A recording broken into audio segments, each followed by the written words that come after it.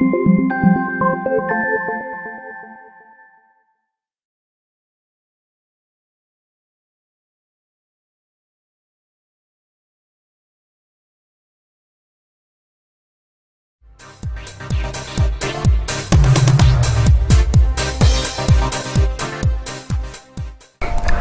been trading Forex for the past 21 years. Okay, and I actually wrote 2 books on foreign exchange. I've been teaching Forex for the last 5 years, one of the earliest in Singapore to do that. How do I get started in FX? It happened about 21 years ago. I managed to get a job as an assistant bank trader. Then from there I've been trading all the way until today.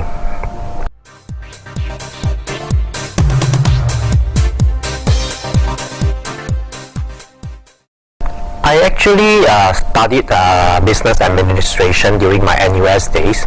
So during the course itself, I've exposed to stock market, futures, as well as currency. But the actual trading, no, just a theory lesson.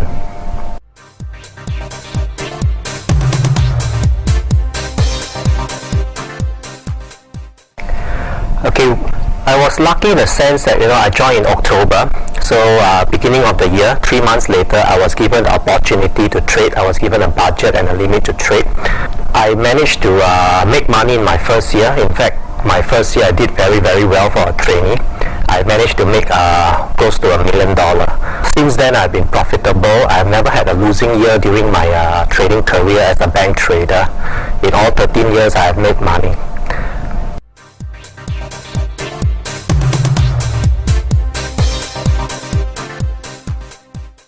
For me, the transition actually has been quite smooth.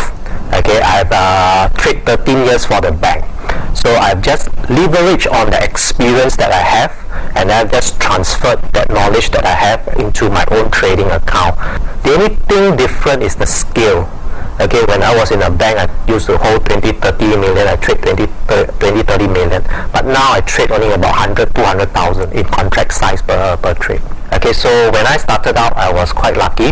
I didn't have any drawdown. In fact, the way I trade also, I think, makes a difference to my trading. Okay, I'm more of a small, consistent trader. I'm not one, who will make a lot of money on one trade and lose a lot on one trade. So I'm quite consistent. So most of the time, in fact, almost every month, I tend to at least make some money. I've not had losing years. Okay, on a quarterly basis, there's only 2 times in my 20 years of trading that I have a losing quarter.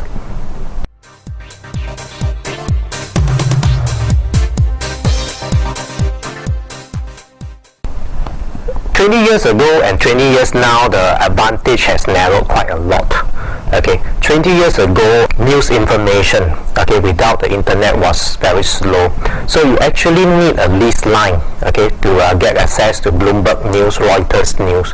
But now with internet, you actually can get the news as fast as those paid subscribers in a bank. But of course, the bank traders with their more sophisticated setup, with their more advanced equipment, they will probably get the news, get the information faster than the retail traders. And also, they have branches around the world, so they have a network. The news will come in faster than the retail traders can get it.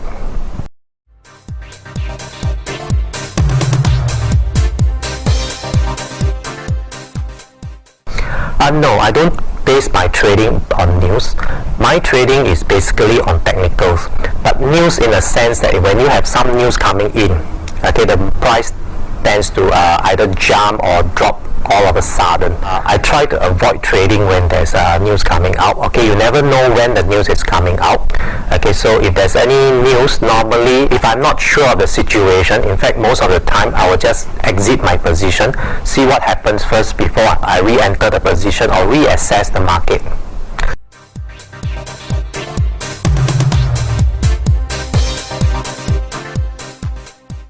Okay, I do have quite a substantial sum of savings. Okay, I have some retrenchment benefit. I've made a lot of money during the years. The bonus was good. So I do have a lot of savings to tidy me over through the years. Okay, the most important thing when it comes to trading, okay, when you have an outcome, when you have a certain requirement, it may add pressure to your trading. So for me, in my case, I usually set aside a certain sum of money for the year expense. I'll give it to my wife, and then I'll be trying to make money throughout the year, and that profit that I make will be for next year. So it actually reduces one part of my emotional stress, so I don't have so much stress when I come to trading every day.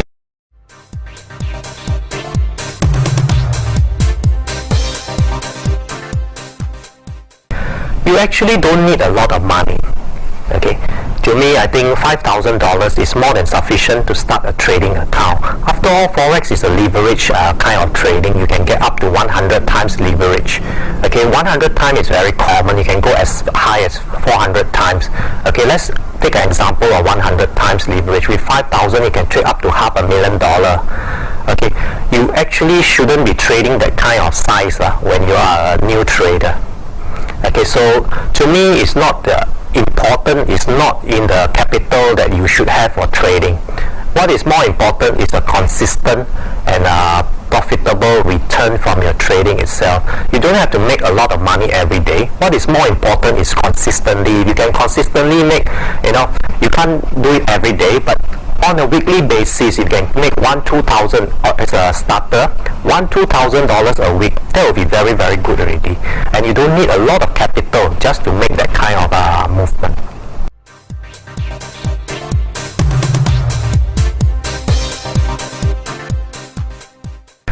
I mainly trade Forex again is because of my background in Forex. Again, today I trade Forex, I trade futures, I also trade stock. I branch out to stock market is more for a longer term trading kind of basis. Stock, I just buy some stocks, I hold it for 1 week, 1 month, it depends. Even when I trade futures, my futures trading are mainly in currency and also in the stock indices. I don't go into commodity or I don't branch out into other areas. Stocks and futures are more to add variety to my work, okay, to add freshness. If not, I'll get very bored after 20 years.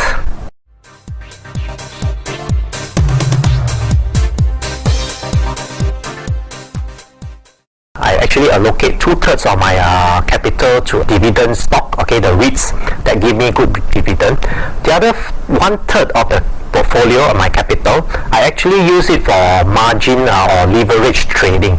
So that account is used to trade the currency, the futures.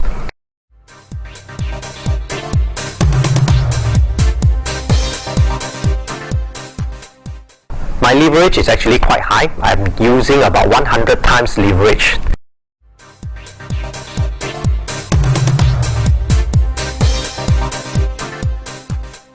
If you look at the spread, okay, for Euro it's quite okay. It's 1 pip to 2 pip spread. So either you trade the currency futures or you trade the spot market. There's not much different. But if you look at sterling, if you look at maybe sterling yen, okay, the spread is much wider. Okay, so if you trade the futures, there's a lot of saving for you when you trade let's say sterling. 4 pip spread compared to 1 pip spread.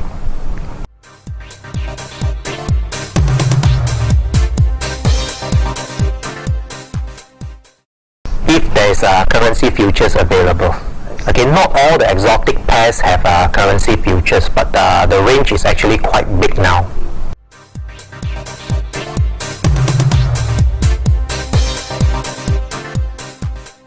One example of a best trade. Okay, I remember when I start trading. Okay, I started as an assistant. I started full-fledged trading in January 1991. 2 months into my trading, I was there when the first bullet in the Gulf War was fired. The US dollar actually went up. Okay, on the news itself, I was there. I went to buy US dollar. Less than 15 minutes into the invasion, the US dollar actually started to drop very rapidly and very strongly on the news. Okay, luckily I had a stop loss in place during that trade itself. Okay, so it actually helps me. It saved me from a very big loss. If I had no stop loss in place, I think I would have a difficulty getting out of my position with a small loss. I consider that a very good trade. So that was a very good lesson learned from me. From that day onwards, I actually keep a very tight stop loss, and I always put on a stop whenever I have a trade on. A worst trade will be a recent one. think just a couple of months last year, end of last year, I actually had a short position. Okay, it broke the previous day low in the early afternoon. I actually shorted it. It was less than 50 pips from the day high.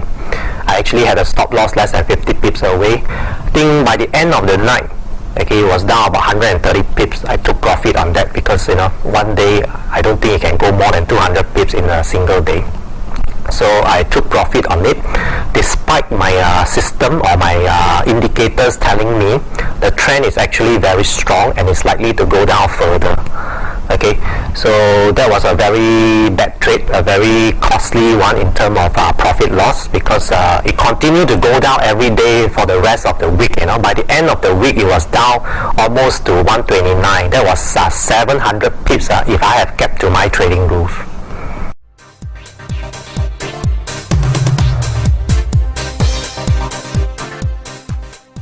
Yes, if you look at the way I trade, I tend to be very conservative when it comes to loss and very aggressive when it comes to profit. For me, the more important thing is not going after the profit. The more important thing is looking after your stop. The profit will take care of itself as long as you take care of your stops.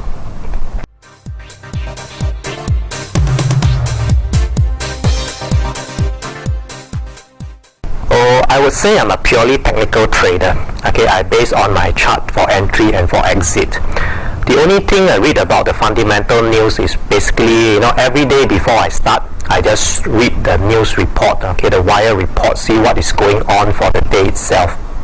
Other than that, I don't really follow the fundamental news, other than stock market, which I will just read the analyst report and or the financial statement to make sure the company is performing, okay, making money every year, every quarter.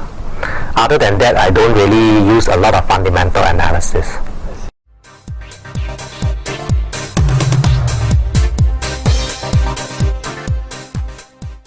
The most basic one and the most important, okay, every time I take a trade, my loss can never be bigger than my profit. So if I do not have a ratio of 1, okay, or higher than 1, I will not take the trade. The most fundamental, my risk reward ratio has to be greater than 1. Trading is a number game. It's like statistics. Out of 100 times, you need to win 50 times. If you win 50 times, you should break even. But if you can control your risk management, if you get a better return of 1, higher return of 1, you should actually make money with 50% accuracy.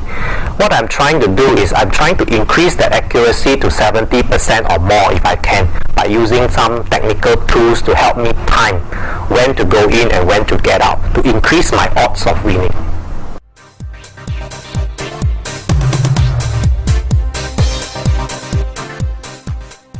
No, I use constant sizing throughout my trading. I do not increase my position size, okay, regardless of the market condition.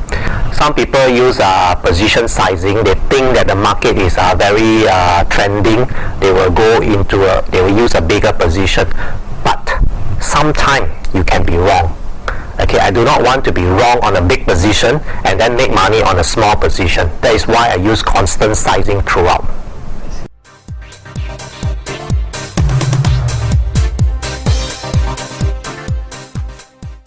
No, I will use back the same risk management. I'll use my constant approach. Okay, beginning of the year, normally the capital is low.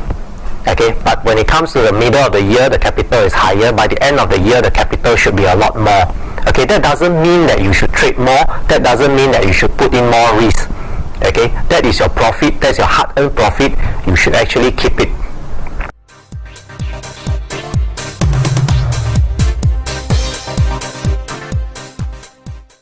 Normally when I trade is 1 or 2 standard contract per currency. At night I can trade 2 or 3 currency. So, but normally if I trade, let's say 2 or 3 currency, I will tend to reduce the number of contracts that I trade.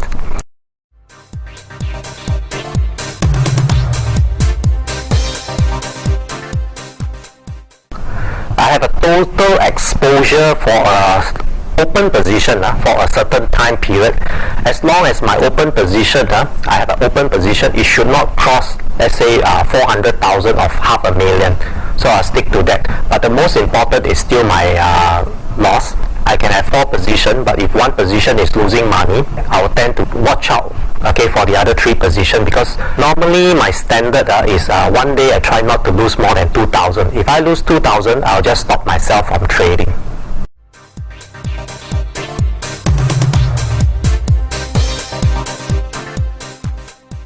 Okay, yes, I have a position stop loss. I also have a daily stop loss for myself.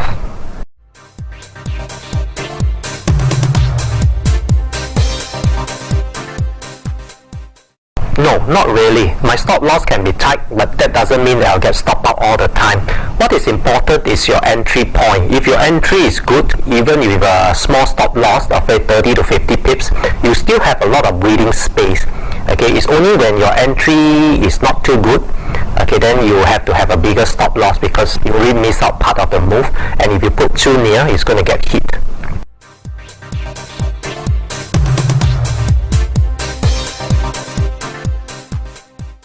On average, it's about 3 or 4 trades a day, and normally I trade during the night, during the New York hours.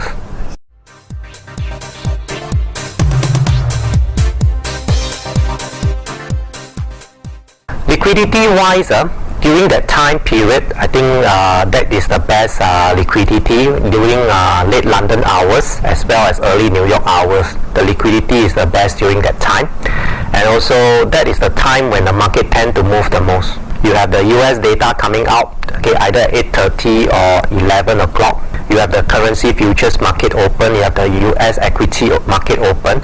That is bound to see movement during that time itself.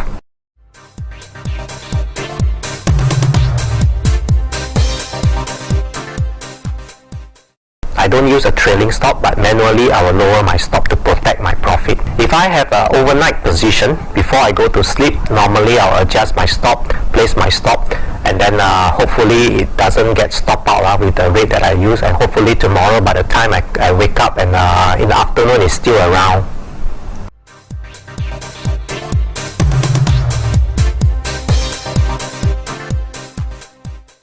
Okay, high probability trade to me means that you have 2 or more setup that tells you the market is going in this direction. A good setup, it must give you a very good return. That means a high profit ratio, but only a very small loss.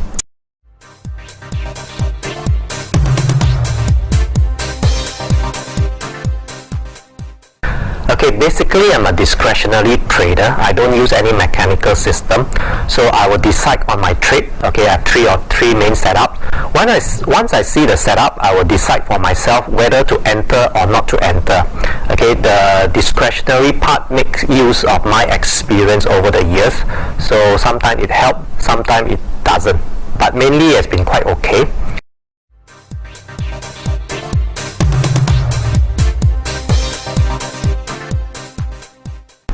I would say yes, when you do discretionary trading compared to a system that tells you to buy and sell, okay, there's not much effort needed when you have a system that tells you when to buy and when to sell.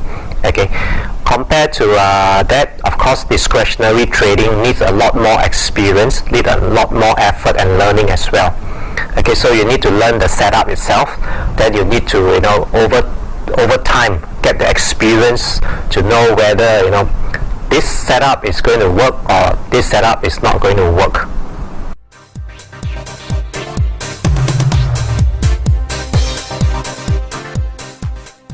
In terms of knowledge, I would say psychology is important. It is something that I did not pay a lot of attention to when I started trading. I was more concerned about the knowledge. I was more interested in knowing about technical analysis, trying to get a good entry, trying to get a good setup.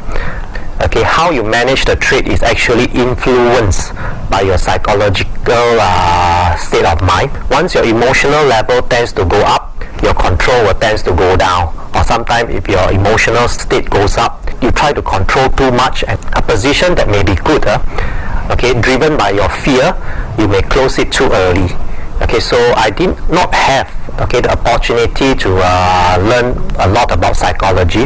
It was during my own trading, okay, that I encountered this sort of experience. I think in terms of trading, knowledge is only 1/3 of the trading itself.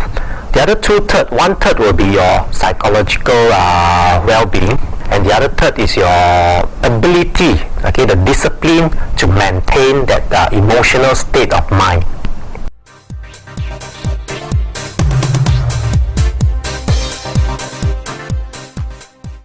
I have not come across many instances where I have to deal with that. Okay, when I do come across, okay, I've encountered that before. Normally, I will just walk away from trading. Let's say I have a daily stop limit of 2,000. Once I hit that level, I will just walk away from trading. It is something that I follow from my days as a bank trader. As a bank trader, you have a maximum limit that you can lose for a day or a month. Okay, so when you lose that kind of amount, you should just stop your trading, then inform your risk manager about it, and then just can go home and take a rest. So basically, I followed that during my own personal trading.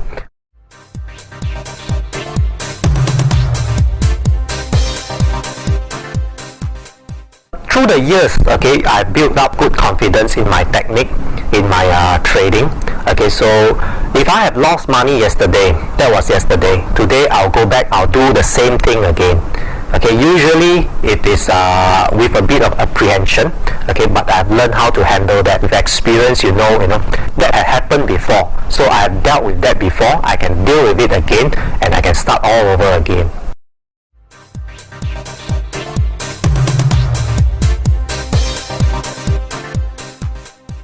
Okay, I think it's more of a discipline. Okay, when you have trading discipline, okay, the trading discipline is built from trust. You trust your method, it has performed well, it has given you success. So with that success, it breeds confidence. So once you have confidence in your system, okay, sometimes actually if I make mistake, it's not because my method is bad or my method is wrong. It's sometimes the market is not in a stable way or not in a fanatic way, caused by news, caused by certain things in the market that actually make it misbehave.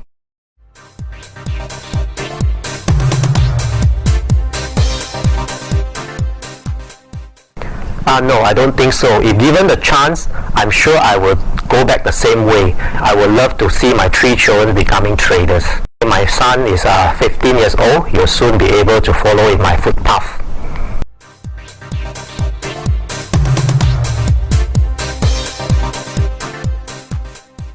Yes, my son actually has a little bit knowledge of trading, but he is not very keen at the moment. Okay, let's see what happens in future.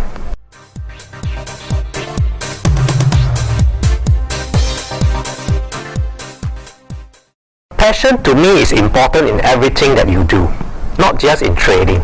Okay, if you have the passion, it will give you the drive to go on and continue and work endlessly.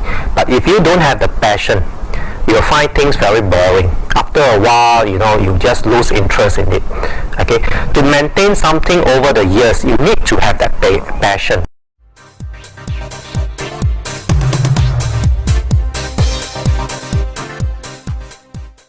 For traders, I think the most important thing is being decisive. You need to decide whether to take the trade or not to take the trade. It can be right, it can be wrong, but at that moment, okay, you have a few seconds to decide whether to take it or not to take it. Even if you use a system, the system will tell you to buy. If you hesitate, the price may go away. Second thing, discipline is also very important. Discipline to follow your trading method. Okay, if you have a set of rules, a method, you have to follow it. Sometimes it may be very difficult to follow. The market is declining, but the system tells you to buy. Okay, it is a very difficult situation. You have to trust your system, and if your system has worked in the past before, it should work again. There will be time when it will be wrong, but overall, it should be better than 50%. So you just have to trust your system and follow and be disciplined enough to follow the buy and the sell signal generated by it. Discipline also in money management. When you have a stop, you should get out. A lot of time traders, when they are faced with a stop loss, they will tend to hesitate, they will tend to have some emotional attachment to it. If I cut now, I lose a lot of money, what should I do now? When it's time to cut loss, you better cut loss. If not, you may not have enough capital to start trading again the next day.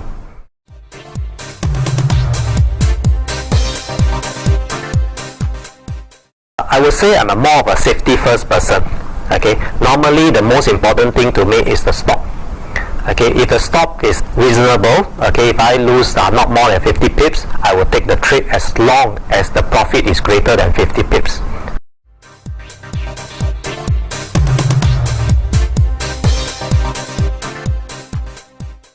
One way I control my emotion when trading is I don't watch my orders. The main thing I do is my analysis. Once I decide that dollar or euro is going to go up or down, I will take my trade. I'll put my stop loss and I'll put my profit into the system. The system will watch it for me. I don't watch the second by second movement. Okay, so I'm emotionally detached from the trading itself.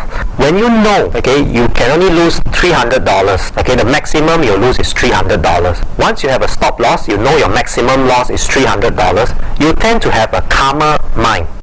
It may be a winner, but it can also turn out to be a loser. So you must be prepared to take the loss.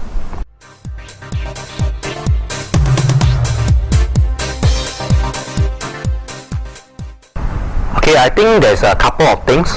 Okay, one thing is my professional trading experience. Okay, it has helped me, it has given me an advantage, a head start over a lot of other people. Okay, spending 13 years with the banks. Okay, the banks has provided me with trainings and then with courses that I used to attend courses. The bank paid for it, few $1,000s. Over the years, okay, the trading experience is very, very helpful. Second, I would say is my passion for technical analysis. Okay, I love technical analysis. Once I started on it, I find that I cannot actually stop myself from learning more and more. Okay, up to today, I still subscribe to 2-3 magazines a month. I still reading them all the time. I spend a lot of my time reading about new articles, testing new things that comes up. Okay, so I have this passion for technical analysis and then the passion for trading that has kept me going throughout the years. It may be 20 years, but I still feel as fresh as ever.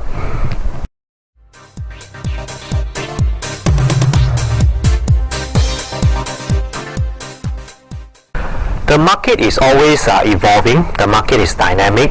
When I first started trading, dollar yen used to move 400 pips in one day. Okay, but now it moved less than 100 pips in one day. Sterling in 2008, during the height of the financial crisis, moved 800 points in one day. That was something like 1992 when George Soros was in the market. Okay, they are extreme that you come across, but more or less the market is about the same. There's only a slight variation every day, so you just have to grasp the variation that comes along, and then you'll be able to understand the market better.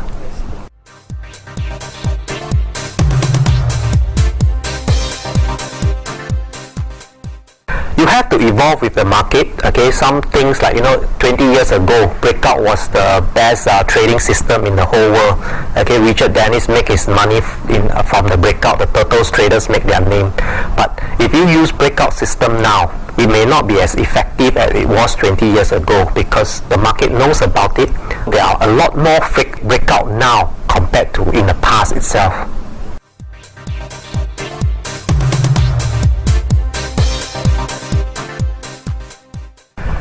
To me, I think it's discipline, trading discipline. Okay, a knowledge you can learn. I can teach you knowledge, you can learn, and you have the knowledge to trade. I can teach you the discipline, but I can't enforce it on you. A lot of people, when they lose money, is because they are unable to implement that discipline. When there's no trade to be done, you shouldn't be trading. But a lot of time people sit down there, if they don't trade, then it's a waste of their time, so they will take some trade, but that is against the rule. Okay, so discipline will help you to prevent this sort of situation from happening.